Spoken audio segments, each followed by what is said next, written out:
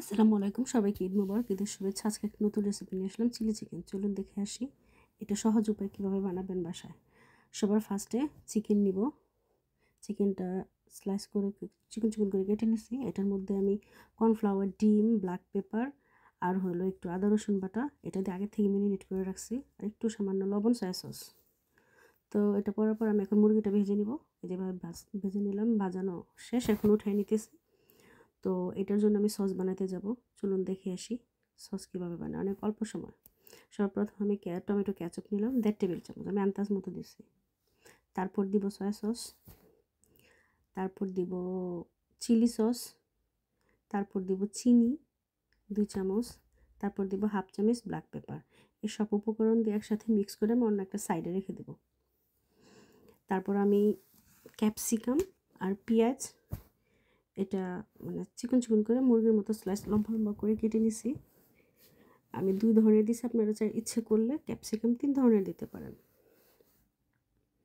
তো যার যার ইচ্ছে মতো যেরকমভাবে রান্না করতে চান সেরকমভাবে করবেন। তো এই যে এখন মিক্স করে এক সাইড করে রেখে দেবো আমি, মানে এটা ঝটপট হয়ে যায়, বেশি সময় লাগে না। তাই তো 2 ধরনের ক্যাপসিকাম কাটলাম, সাথে পেঁয়াজ, এই কয়টা জিনিস এক সাইডে রেডি করে রেখে দিই। চলুন দেখে আসি। এখন ফার্স্টে আমি ফ্রাই প্যানের মধ্যে, যেটার মধ্যে মুরগি ভাজছি ওই তেলের মধ্যেই রসুন দিয়ে দিচ্ছি 2 কোয়া, মানে বড় বড় রসুন ছিল তো আমি 2টা দিছি। আপনি যেরকম খান এরকম দাঁড়ায়, এটার তাপটা একটু বেশি রাখবেন। তারপর দিব কাঁচামরিচ। কাঁচামরিচ দেওয়ার পর একটু ভেজে ভেজে রসুনটা একটু জাস্ট গ্রান বের হয়ে যাতে। কাঁচামরিচের রসুনের গ্রানটা অনেক সুন্দর বের হয়েছে। তো এটার মধ্যে আমি ফার্স্টে দিয়ে দেবো রেখে রাখা ক্যাপসিকাম। ক্যাপসিকাম দেওয়ার পরে আমি একটু নাড়াচড়া করবো 1 মিনিট। আর এটা বেশি সিদ্ধ হলে ভালো লাগে না, একটু হাফ হাফ কাঁচা কাঁচা থাকলে ভালো লাগে। তো এখন দিয়ে দেবো পেঁয়াজ। পেঁয়াজটা দেওয়া শেষ হলে তারপর এটা আমি মনে হয় 1 মিনিটেরও কম মানে নাড়াচড়া করছি। এটা দেওয়ার পরে এর মধ্যে সামান্য একটু লবণ দিয়ে দিতে পারেন, স্কিপ হয়ে গেছে। তারপর এখন দিয়ে দিব চিকেন। তো চিকেনটা দিয়ে আমি একটু ভালোভাবে নাড়াচড়া করব। করার পরে যে আমি সয়া সস বানিয়ে রাখলাম, টমেটো এই সসটা পেলাম, এখানে এটা ঢেলে দিলাম। এই তো এটা মনে হয় 5 মিনিট লাগে এটা রান্না করতে।